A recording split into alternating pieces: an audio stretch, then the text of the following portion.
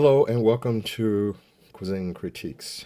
We haven't done one in a while, and it just so happened that I found myself in a situation that included breakfast. So today was a pinning ceremony for my granddaughter Kaya. Um, if some of you are wondering what a pinning ceremony is, don't ask me because I attended and I'm not sure what it was. Kaya is a junior this year. She'll graduate in 26. But they had a pinning ceremony, and after the pinning ceremony, um, my oldest daughter Toya had organized or arranged that we would meet for breakfast. I mean, we'll continue it for breakfast. So after the pinning ceremony, which was in the Mondawmin area of Baltimore City, if you know the city, um, we left from there and we went to a restaurant called Another Broken Egg Cafe. I did not plan it for a critique, even though I named the show. It tongue ties me. And don't worry about Minnie and Mickey at the back of me. They've been relocated from the living room while the Christmas tree is up. But anyway, back to Another Broken Egg Cafe. Um, it took us just under 25 minutes to get there from the uh, side of Baltimore where I mean, where she goes to school at, and we met at the location. Panetta and I got there first, and we waited for the kids and the grandkids to show up with two of Kaya's friends. So, in walking into Another Broken Egg Cafe, which is located, at 7700 Hearthside Way in Elkridge, Maryland, Suite 7. This is much like our critique of Chicks, in that Another Broken Egg Cafe is a part of an apartment complex with apartments over top of them and the stores underneath them.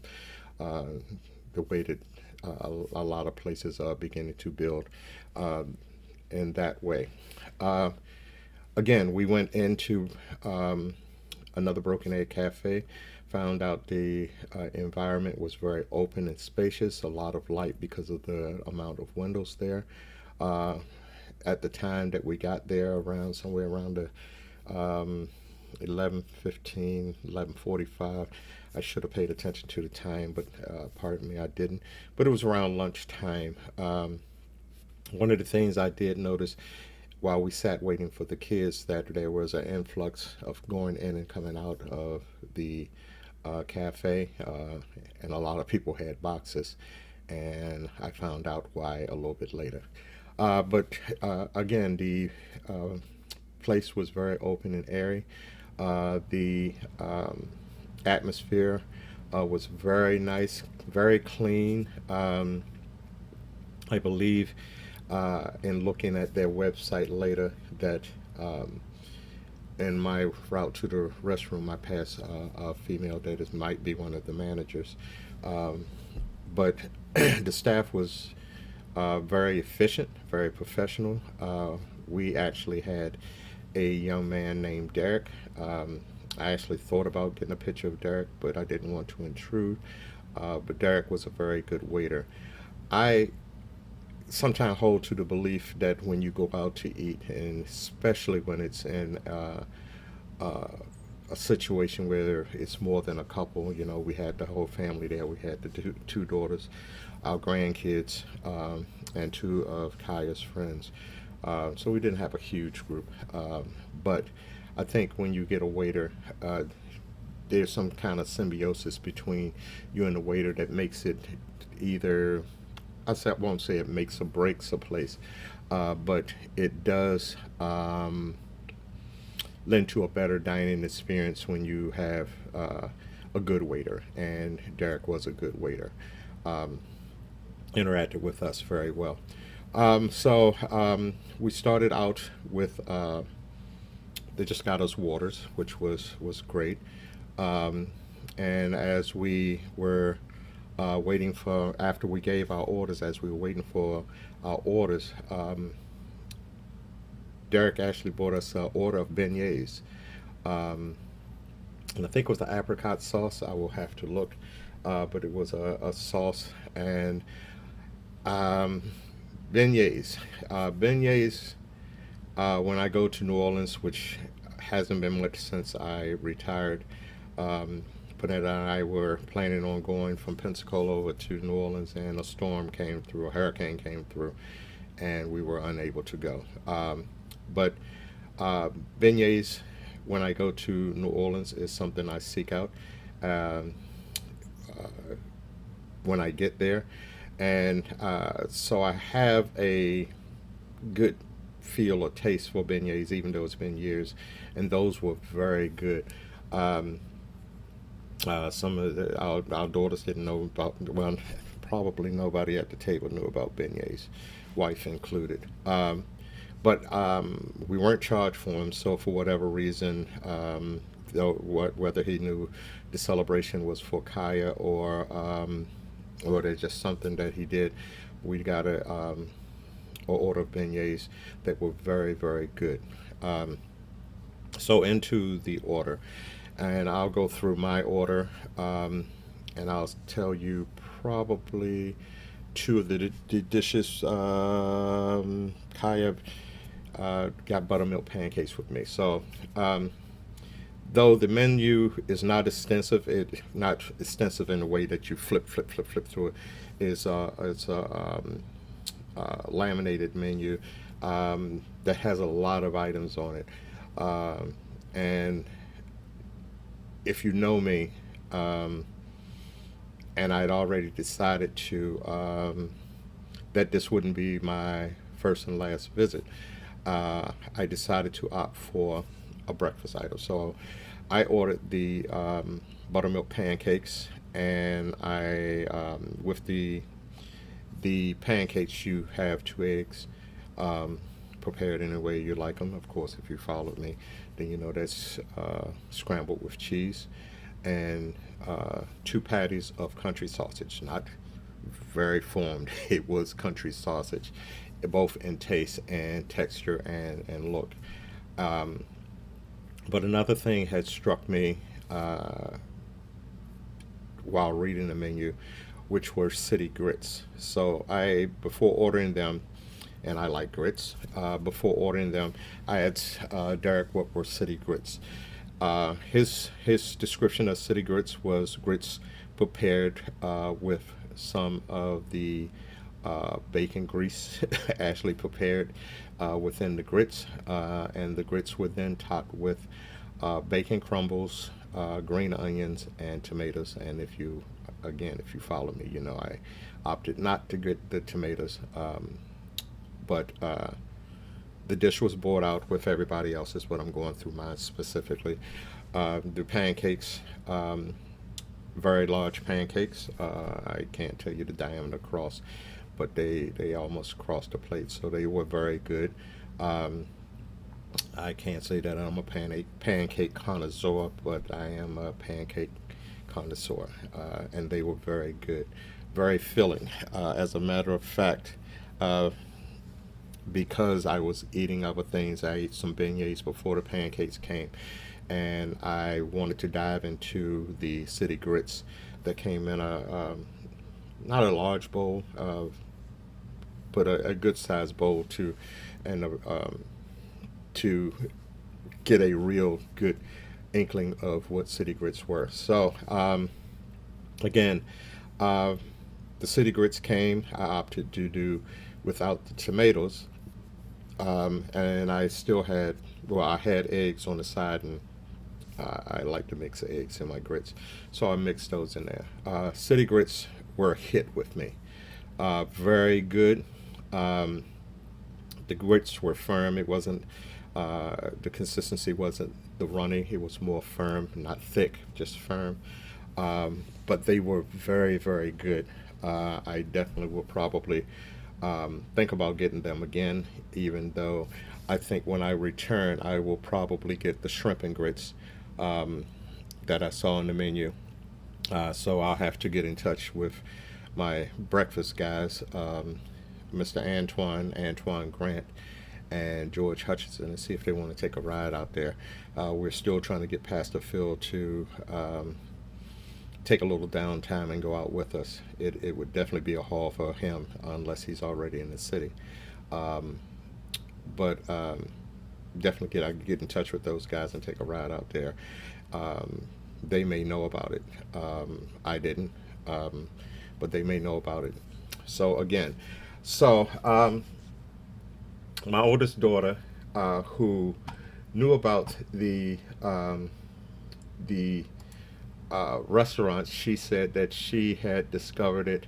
Um, they went to Florida earlier this year, before Panetta and I went for Thanksgiving. So they went during the summertime, and she said they ran into it in Georgia, um, and looking for a place for us to eat. She searched it, and found out there was one in Elkridge, so that's what we got. So um, my daughter got, I think it was, she got the French toast. Um, it was a very good uh, helping of the French toast. Um, and I'm sure that because she has had it before, that um, she definitely liked it.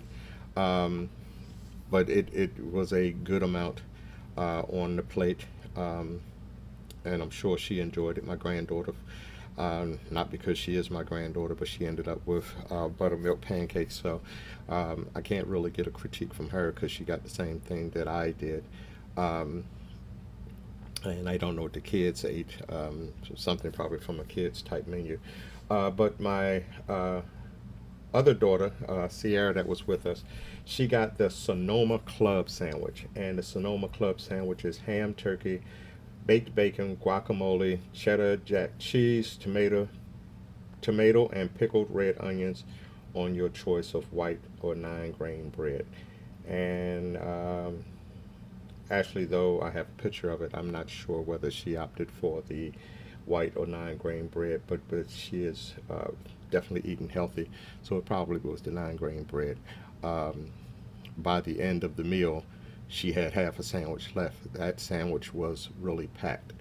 I am not one of those guys that get these club sandwiches, but I wouldn't have mind trying that. Uh, Again, I'll probably go back, but I won't be getting the sandwich. I'll be probably be getting something else. Um, so the meal itself was very good for everybody. Definitely, uh, as I said, I saw people coming and going with to-go boxes, and I know why. Because, like I said, diving into the grits, having a beignet, I did not finish my pancakes, which, if you know me, is unusual. But I did bring half of them home. Um, One of the things I'm going to have to work on in the very near future is late night snacking. Um, I'm not going to tell you what time it is now, and I'm not going to tell you that I might not dive into finish up that half a stack or maybe get into it a little bit. I can't promise you that. But first of the year, it's going to be a different thing. So my cuisine critiques will probably be different to the point that they might be healthier or um, slim, because I probably for the first 30 days, the first 90 days of the year, I'll be under Dr. Shea and her Fit for Life program. Um, but if you decide to venture out into the Elkridge area, um, it's definitely something I would definitely decide to try. The menu has a lot of things on it. The sandwiches, the salads. I'm looking at them on my other screen. They have a traditional menu, lunch menu, seasonal selections. I did see a menu about the seasonal selections. Um, they currently have a gingerbread waffle, lobster hash benedict, Mediterranean omelet if you're trying to eat more healthy, and a Temescu French toast. Now, I see on the screen or something that was on that when Sierra ordered her Sonoma club sandwich was what they called house potatoes, I think. Very, very good. They're cut into not wedges but chunks. The outside had a toasty sort of cook to it with toasty. Inside was very moist. They use there was a spice that I could not identify on it at the time. I only sampled a couple of Sierras, but it was very good. Nothing that I would not mind ordering as a side, depending on my appetite when I went. But again, the place was very open with windows, very, very clean, a lot of light, spacious for a venue of breakfast. Not as big as a IHOP, but definitely had a lot more class than an IHOP. Then I won't knock IHOP because IHOP is one of my favorites. Um, uh, Again, the staff was very, very good to deal with.